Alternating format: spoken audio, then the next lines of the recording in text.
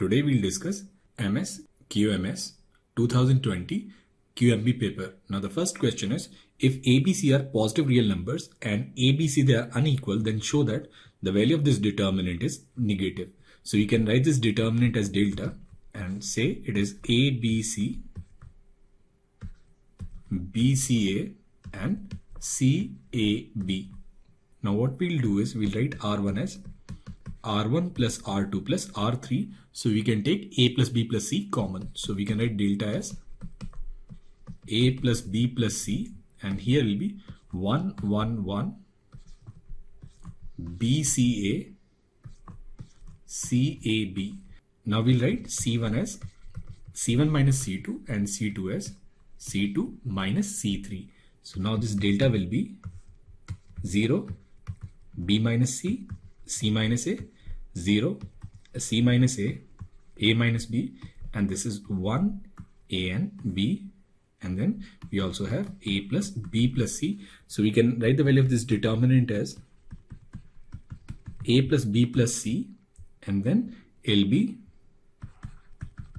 B minus C into A minus B minus C minus A whole square. So we'll write this as A plus B plus C, and then it'll be AB minus B square minus AC plus BC minus C square minus A square plus 2AC. So we'll write this as A plus B plus C, and then AB plus BC plus CA minus A square minus B square and minus C square. Now we'll take minus common and we'll multiply and divide with 2. So you can write minus and then 1 by 2 A plus B plus C, and here will be 2A square plus 2B square plus 2C square minus 2AB minus 2BC minus 2CA. So it will be minus 1 by 2 A plus B plus C. Now A square plus B square minus 2AB. So it will be A minus B square. In the same way we can write B minus C square and then C minus A square. Now since A, B, C are positive real numbers, A plus B plus C will be positive. Now this is sum of squares of positive numbers. It is again positive. And then we have this minus signs. From here we can say the value of this determinant will always be less than 0. So it will always be negative. Now the second question is, there are three real numbers which are in AP and the first term is 9. So let the numbers be 9, 9 plus D and 9 plus 2D. Now it says if 2 is added to the second term, so now it will be 11 plus D, and 20 is added to this third term. So if 20 is added to it, it will be 29 plus 2D. The resulting three numbers, they are in GP. So these three numbers, they are in GP. So it simply means that 11 plus D whole square will be equal to 9 into 29 plus 2D. So it will be 121 plus D square plus 22D, and here it will be 261 plus 18D. So we can write this as D square plus 4D, and then 121 minus 260, so it will be minus 140. So we'll write this as D square plus 14D minus 10D minus 140 equals 0. So it will be D minus 10 into D plus 14 equals 0. So either the value of D is 10 or the value of D is minus 14. Now it says, what is the smallest possible value for the third term of GP? Now third term of GP is 29 plus 2D. Now it will be minimum if we'll take D as minus 14. So minimum value of this third term will be 29 minus 14 into 2 is 28. So its minimum value will be 1 when the value of D is minus 14. Now question number 2 is, the bleaching stage of a pulp manufacturing process needs to be executed in such a way to achieve a pulp brightness of 50, pulp whiteness of 80 and viscosity of 30.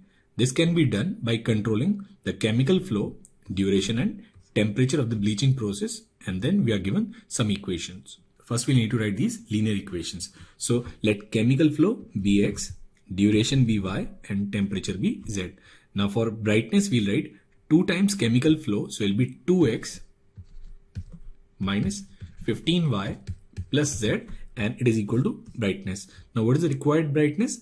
Required pulp brightness is 50, so it will be equal to 50. Now the second equation will be x minus 25y plus 2z, and it will be equal to this whiteness, which is 80, and then this third equation, which is 5x plus 20y minus z, and this is equal to 30. Now we need to find the value of x, y and z. So first we'll add these two equations. So we'll add them, we'll get 7x plus 5y, and it is equal to 80, and that's our first equation. Now we'll multiply this third equation with 2, and then we'll add them again. So it'll be 11x, and then 40 minus 25 will be 15, so it'll be 15y, 2z and minus 2z will cancel, and it'll be 60 plus 80 will be 140. So that's our second equation. Now we need to eliminate y. So we'll multiply first with 3. So we'll get 21x plus 15y equals 240. Now we'll subtract this. 15y will cancel. We'll get 10x equals 100. So value of x should be 10. So value of x is 10. Now we'll put x as 10. We'll get 5y equals 10. We'll get value of y as 2. And if x is 10 and y is 2, so we'll write 20 minus 30. So we'll be minus 10. Value of z will be 60. Now part B is there are 4 red, 5 black and 6 blue balls in an urn. So we have this urn. So here we have 4 red, 5 black and 6 blue balls. Now 4 balls are drawn at random without replacement from this urn. What is the probability that these 4 balls will contain at least 1 ball of each color? Now first we'll find total number of elements in sample space. So altogether we have 15 balls, and from these 15 balls we can select 4 balls in 15C 4 ways. Now we'll need to find number of favorable outcomes. Now the outcomes will be favorable when these 4 balls, they contain at least 1 ball of each color. So there'll be 3 cases. Either it'll have 2 red, 1 black and 1 blue, or 1 red, 2 black and 1 blue, or 1 red, 1 black and 2 blue. Now 2 red will be simply 4C2, 1 black 5C1 and 1 blue 6C1 plus 4C1, 5C2, 6C1 plus 4C1 into 5C1 into 6C2. Now 4C2 is 6, 5C1 is 5 and 6C1 is 6. Now 4C1 is 4, 5C2 is 10 and 6C1 is 6 plus 4C1 is 4, 5C1 is 5 and 6C2 is 15. We can take 60 common. So we'll take 60 common. We'll get 3 plus 4 plus 5. So it'll be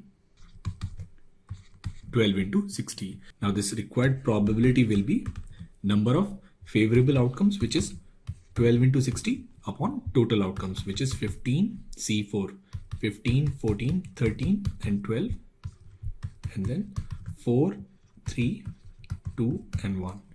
So 12 will cancel, 15, this is 4, 2 is 7, so it will be 48 upon 91. So the required probability is 48 by 91.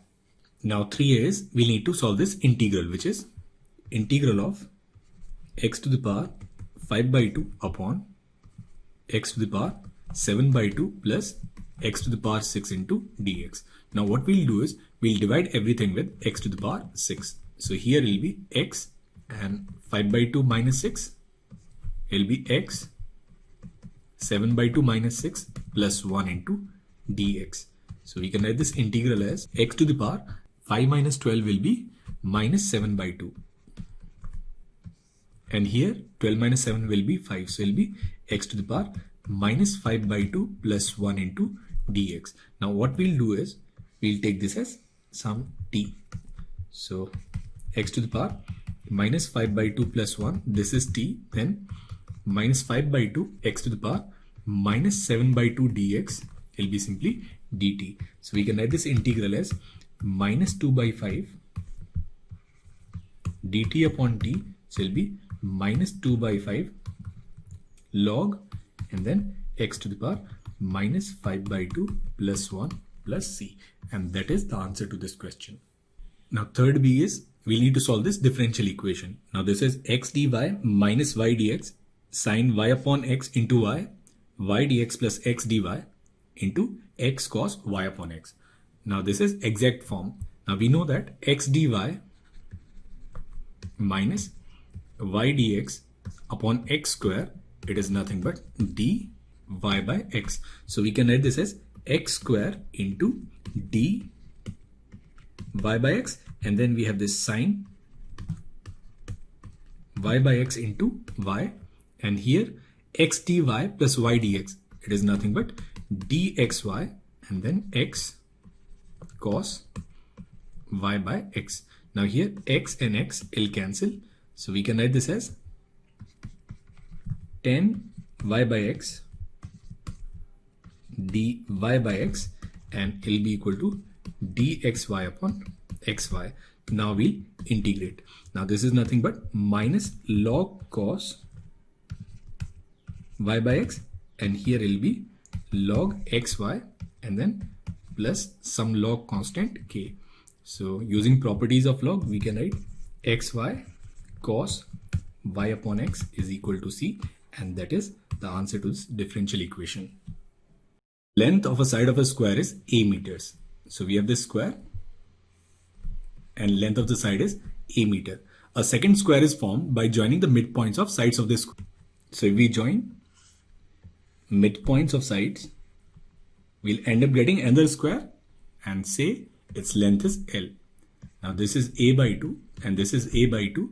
Then L square is a square by 4 plus a square by 4. The value of L will be simply a by root 2. So length of first square, it is a.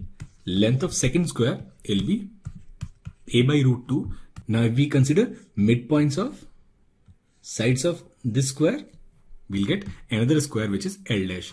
Now L dash will be L by root 2 and L is a by root 2. So for this third square, length of the side will be simply a by 2.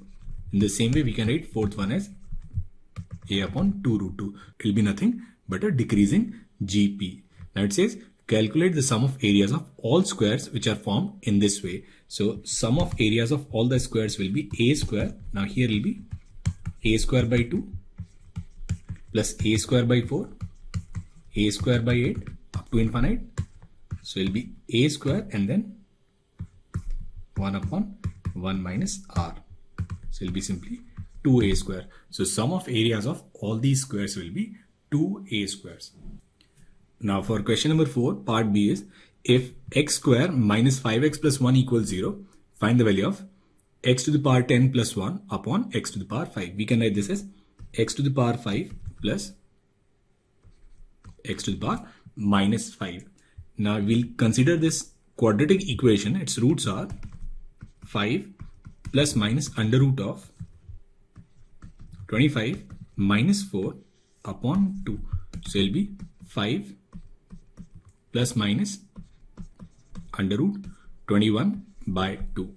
Now we need to find the value of this expression, say e. Now this e will be x to the power 5. Now say x is this plus value. So it will be 5 plus under root 21 by 2 to the power 5 and then plus 2 upon 5 plus under root 21 to the power 5. Now we'll rationalize it. We'll get 5 minus root 21 upon 25 minus 21, which is 4. Now 2 by 4 is 2. So we can write this expression as 5 plus under root 21 by 2 to the power 5 plus 5 minus under root 21 by 2 to the power 5. Now we'll take other value of x, which is 5 minus root 21 by 2. Again, we'll end up getting the same expression. So we'll need to find this value. Now we'll take 1 upon 2 to the power 5 common. So it'll be 1 by 32 and then 5 plus under root 21 to the power 5 plus 5 minus under root 21 to the power 5. Now each of these binomial expansions will have 6 terms, out of which 3 terms will cancel. So we'll write this as 1 by 32 and then 2 times. Now first one is 5c0, 5 to the power 5. Next one will be 5c2, 5 cube into 21, and finally it will be 5c4 into 5 to the power 1 into 21 square. So value of this expression will be 1 by 16. This is 5 to the power 5. Now 5c2 is 10 and this is 5 cube into 21 plus 5 into 5 into 21 square. Now we can take 5 square common, so it will be 25 by 16, and then here we'll have 5 cube plus 21 into 50 plus 21 square. So it'll be 25 upon 16 into 1616. So it'll be 25 into 101, which is 2525. So the value of this expression is 2525. Now question number 5a is we need to find this limit. So we'll take log both sides. We can write log a as this limit n tends to infinite. Now this part will come out, so it'll be 1 by n and then log sine pi upon 2n into sine 2 pi upon 2n up to sine n pi upon 2n. Now we know that log m into n is log m plus log n. So we can write this as log a, and it will be equal to this limit n tends to infinite 1 by n, and we can write this as summation log sine pi r upon 2n, where the value of r varies from 1 to n. Now this is nothing but limit of sum. So we can write this as log a equals to limit n tends to infinite. Now we'll change this summation into this integral form. It will be log, now sine pi by 2 r upon n. We'll take r upon n as x, so it will be log sine pi upon 2x into dx. Now what are the limits? Lower limit is when the value of r is 1, so it will be 0, and upper limit is 1. So value of this limit will be this integral. So we can write log a as this integral from 0 to 1 log sine pi by 2x into dx. Now what we'll also do is we'll let pi by 2 into x as some t. So we can write log a. Now here will be log sine t, and then derivative of dx will be 2 upon pi dt. So it will be 2 upon pi dt, and this limit will change from 0 to pi by 2. So we can write log a equals 2 upon pi, this integral from 0 to pi by 2 log sine t dt. Now this is standard integral. We know that value of this integral is minus pi by 2 log 2. So here pi and pi will cancel, 2 and 2 will also cancel. So we can write log a equals minus log 2, that is the value of a is simply 1 by 2. So answer to this question is the value of this limit is simply 1 by 2. Now the second part is we are given this delta, which is a function of a. Now we need to find this summation delta a. Now summation delta a will be sum of all these determinants. Now in all the determinants, these two columns, they are same. So we can actually write the summation as this summation a minus 1, summation a minus 1 square and summation a minus 1 cube, and here we'll have n 2n square 3n cube, and here will be 6 4n minus 2 and 3 n square minus 3n. Now this summation a minus 1, it is nothing but sum of first n minus 1 natural numbers. So we'll put a as 1, we'll get this as 0 plus 1 plus 2, and then it'll go all the way up to n minus 1. So this summation will be n minus 1 by 2. Now this a minus 1 square, it will be 0 square plus 1 square up to n minus 1 square. So it will be n minus 1, 2n minus 1 by 6, and finally it will be 0 cube plus 1 cube up to n minus 1 cube. So it will be n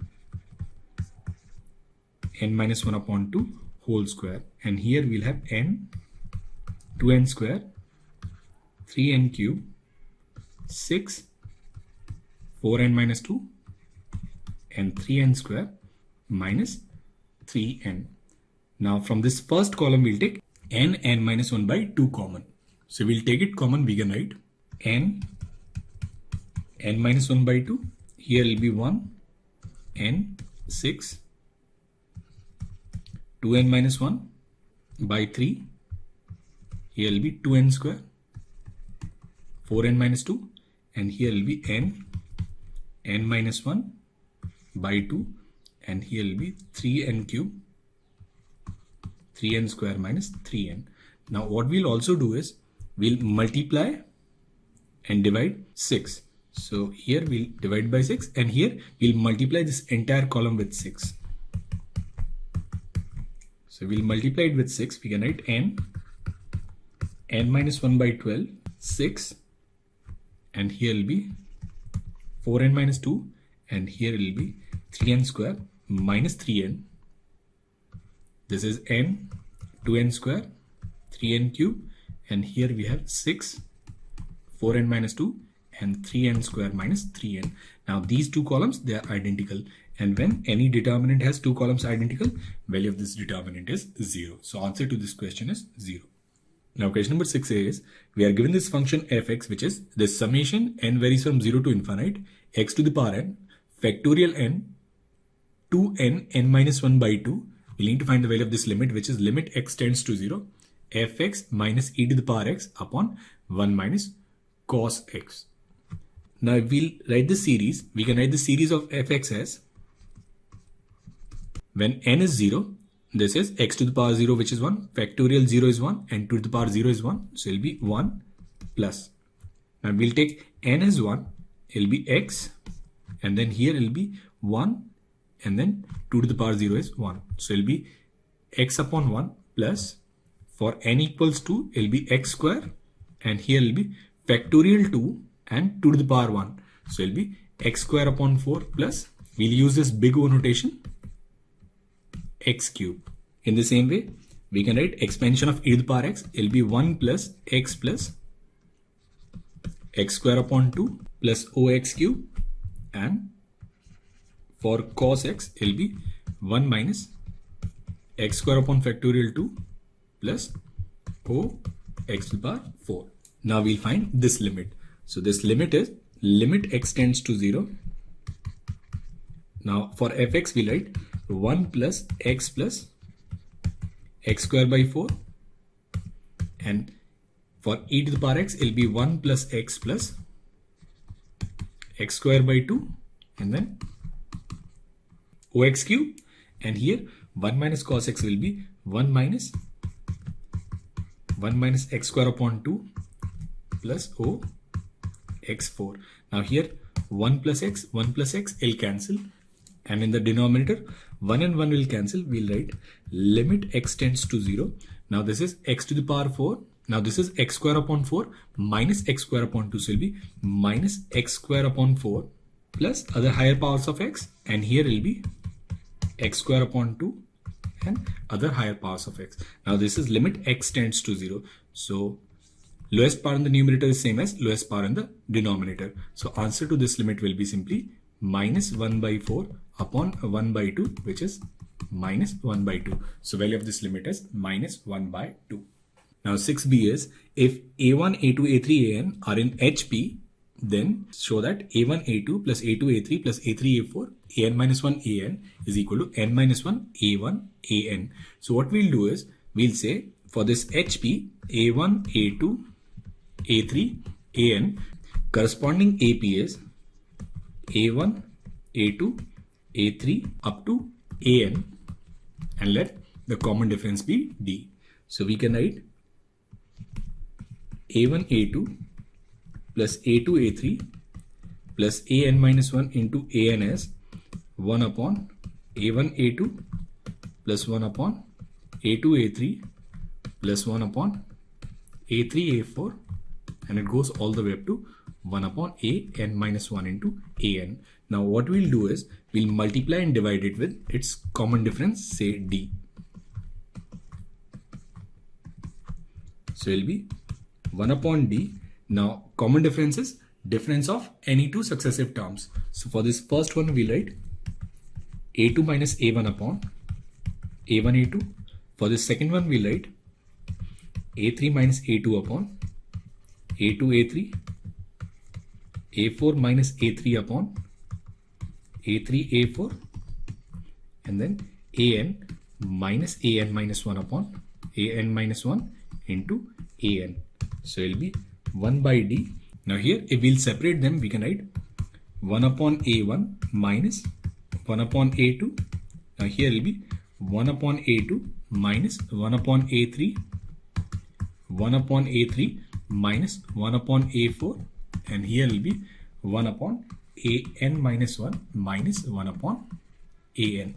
Now all these successive terms, they'll cancel, and we'll end up getting this first term and last term. So we can write this as 1 by d, and it'll be 1 by a1 minus 1 by an.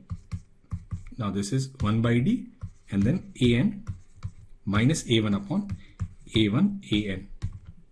Now an is nth term, which is a1 plus n minus 1 into d minus a1 upon a1 an. Now here a1 will cancel and this d will also cancel. So we'll get this as n minus 1 upon a1 an. Now 1 upon a1 is small a1 and 1 upon an is small an. So it will be equal to n minus 1 a1 into an. And this is what we need to prove. So it is equal to n minus 1 a1 into an. Now question number 7 is, we need to evaluate this integral, which is integral from 1 to 2 greatest greater function of x square into dx. Now this greater function of x square will change its value when x square is an integer. So for this interval from 1 to 2, it'll change its value at 1, at root 2, at root 3, and at root 4, which is 2. So we can express this integral as integral from 1 to root 2, then integral from root 2 to root 3, plus this integral from root 3 to 2. Now between 1 and root 2, it'll be simply 1. So it'll be 1 dx. Now between root 2 and root 3, x square will be between 2 and 3. So it'll be 2 dx. And between root 3 and 2, it'll be simply 3 dx. So we can write this as 1, and then dx is x. So it'll be root 2 minus 1. Here will be 2, and then root 3 minus root 2, and here will be 3, and it'll be 2 minus root 3. Now this is 6 minus 1, 5, plus root 2 minus 2 root 2. So it'll be minus root 2, 2 root 3 minus 3 root 3. So it'll be minus root 3. So value of this integral will be 5 minus root 2 minus root 3. Now this part B is, a biased coin has probability P of coming up heads on any toss. So we have taken PH as P. When it is tossed twice, it is known that probability heads tails or heads heads is 5 by 6. Now we can write this probability as probability HT plus probability HH, and this is 5 by 6. Now since events are independent, we can write PH into PT, PH into PH, and this is 5 by 6. Now we'll take PH common. So it'll be PH, and then here will be PT plus PH, and this is 5 by 6. Now tails and heads, they are mutually exclusive and exhaustive. So pt plus ph will be 1. So value of ph, which is p, is 5 by 6. So from here we'll say value of p is 5 by 6.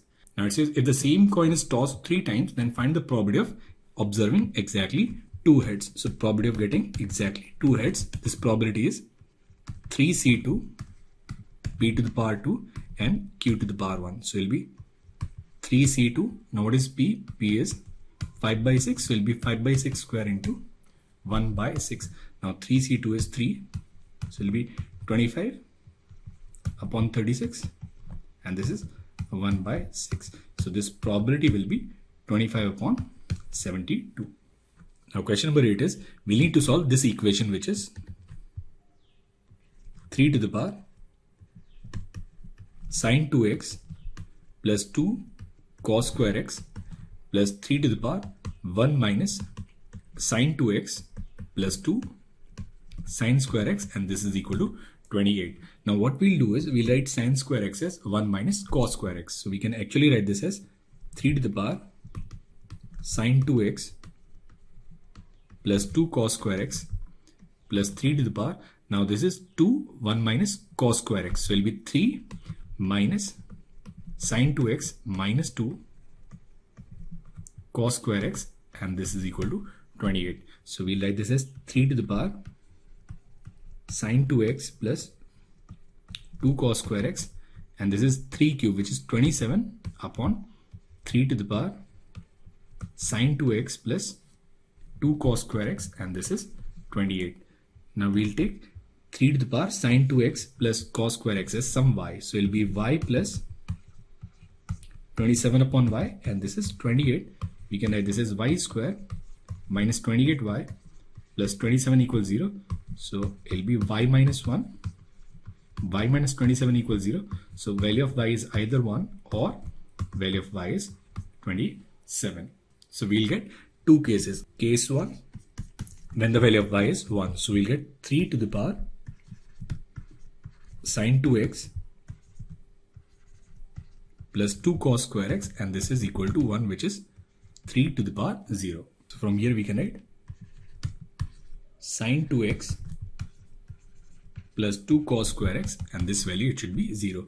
Now we can write sine 2x as 2 sin x into cos x. So we'll take 2 cos x common, and then it'll be sin x plus cos x, and it'll be equal to 0. So either the value of cos x is 0 or the value of tan x is minus 1. So here the general solution is x equals 2n plus 1 into pi by 2, and from here we can say, or the value of x is n pi minus pi by 4, where n belongs to z. Now we'll come to this second part.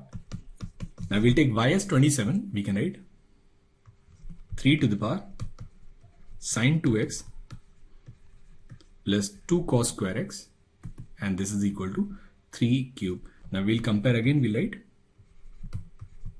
sine 2x plus 2 cos square x, and this is equal to 3. Now we'll subtract 1. We can write sine 2x plus cos 2x, it is equal to 2. Now we know that maximum value of sine 2x plus cos 2x is root 2. So this value, it cannot be equal to 2. The only solution possible in this case is either the value of x should be 2n plus 1 pi by 2, or it should be n pi minus pi by 4 for any n belongs to integers. Now question number 8b is, we are given a sequence in which a0 is 1 and a1 is 1, and for n from 1, 2, 3, 4, it defines an plus 1 as 1 plus an minus 1 square by 4. Now the question is, does the sequence an converge to a finite limit as n tends to infinite? And if it does, we need to find this limit. In the first part, we'll prove that this an plus 1, it is bounded. So we'll show that an plus 1 will lie between 0 and 1, and we'll prove this by induction. So our statement is, for any n greater than or equal to 1, an plus 1, it is greater than 0 but less than 1. Now we'll put P1. Now P1 is actually A2. Now what's A2? A2 is 1 plus A1. A1 is 1. A0 square. A0 is also 1. So divide by 4. So it is 3 by 4. So value of a2 lies between 0 and 1. Now we'll assume that it'll be true for any value of k starting from 1 to n. So we can write ak minus 1 will lie between 0 and 1, and ak will also lie between 0 and 1. Now we'll need to prove that this statement is true for k plus 1. So for k plus 1, we can write ak plus 1 as 1 plus ak plus ak minus 1 square upon 4. Now we know that ak lies between 0 and 1. ak minus 1 also lies between 0 and 1. Now we'll square it. We'll write 0 and then ak minus square will also lie between 0 and 1. So we'll add them. We can write 0 and ak plus ak minus 1 square will lie between 0 and 2. Now we'll add 1. So we'll add 1. We can write 1 is less than 1 plus ak minus 1 square, and it is less than 3. Now we'll divide it with 4. This is nothing but ak plus 1. So from here we can say this ak plus 1 will be greater than 0 but less than 1. So from induction we have proved that any term for the sequence will always lie between 0 and 1. Now we need to find the limiting value of the sequence. So what we'll do is here we'll take limit n tends to infinite. So it'll be limit n tends to infinite, and it'll be equal to this limit n tends to infinite 1 plus an minus 1 square upon 4. Now suppose this limit exists and it is equal to L. So this is L and here it will be 1 plus. Now again when n tends to infinite, this is limiting value of this sequence. So it will be again L and here it will be L square by 4. So from here we'll get this condition, which is L square minus 3L plus 1 equals 0. Now it is a quadratic equation in L. So we'll solve this equation. We'll get L as 3 plus minus under root of 9 minus 4 by 2. So limiting value of the sequence will be 3 plus minus under root 5 by 2. Now in the first part we have already proved that this ak plus 1 should be less than 1. So the only value possible in this case is 3 minus root 5 by 2. So the sequence, it converges to a finite limit, and that finite limit is 3 minus under root 5 by 2, and that is the answer to this question.